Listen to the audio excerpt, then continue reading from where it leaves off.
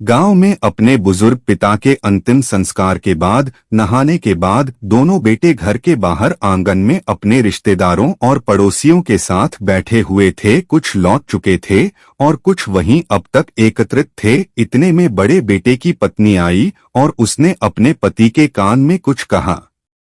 बड़े बेटे ने अपने छोटे भाई की तरफ देखकर अंदर आने का इशारा किया और खड़े होकर वहां बैठे लोगों से हाथ जोड़कर कहा, अभी 5 मिनट में आते हैं।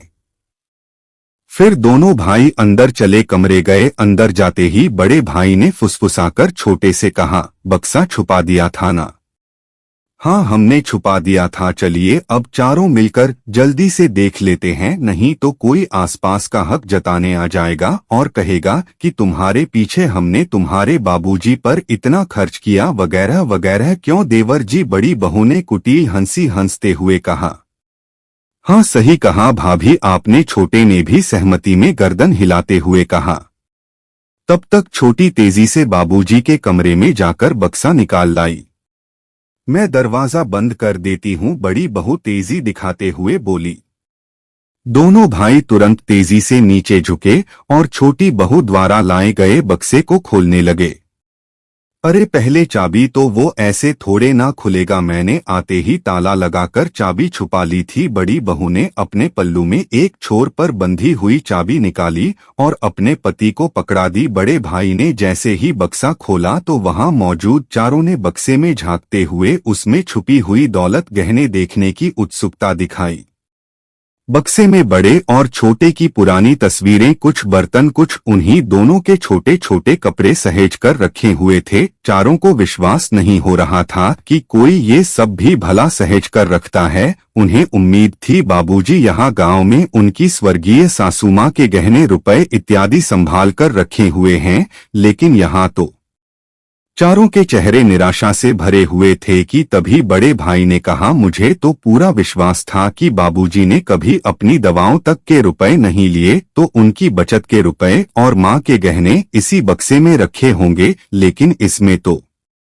तभी छोटे भाई की नजर बक्से के कोने में कपड़ों के बीच में एक कपड़े की थैली पर गई। उसने तुरंत आगे बढ़कर उस थैली को बाहर निकाला। ये देखकर सबकी नजरों में अचानक चमक आ गई। सभी ने लालची नजरों से उस थैली को टटोला। उसमें कुछ रुपए थे और साथ में एक कागज जिस पर कुछ लिखा हुआ था। छोटे भाई ने रुपए गिने तो लगभग 20,000 रुपए थे।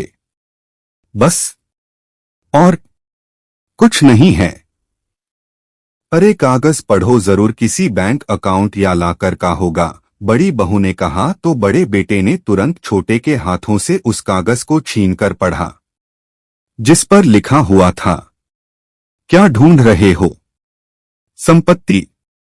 हाँ, ये ही है मेरी और तुम्हारी माँ की संपत्ति। तुम्हारी बचपन की वो यादें जिसमें तुम शामिल थे, वो पल, वो खुशबू, वो प्यार, वो अनमोल पल आज भी इन कपड़ों में, इन तस्वीरों में, इन छोटे छोटे बर्तनों में मौजूद हैं। यही है हमारी अनमोल दौलत। तुम तो हमें यहाँ अकेले छोड़कर चले गए अपने भविष्य के लिए, मगर हम यहाँ तुम्हारी यादों के सहारे ही, तुम्हारी माँ तुम्हारे देखने को तरसते हुए, और शायद मैं भी अब तक तुमसे कोई पैसा नहीं लिया, अपनी पेंशन से ही, मगर तुम लोगों को हमेशा इस बक्से में अनमोल दौलत है। जानबूझकर सुनाता रहा, मगर बच्चों ध्यान देना, अपने बच्चों को कभी अपने से दूर मत करना, वरना जैसे तुमने अपने भविष्य का हवाला देकर खुद को हमसे दूर किया, वैसे ही बच्चों दुनिया का सबसे बड़ा दुख जानते हो क्या होता है? अपनों के होते हुए भी किसी अपने का पास नहीं होना। जीवन में उस समय कोई दौलत, गहने, संपत्ति काम नहीं आते।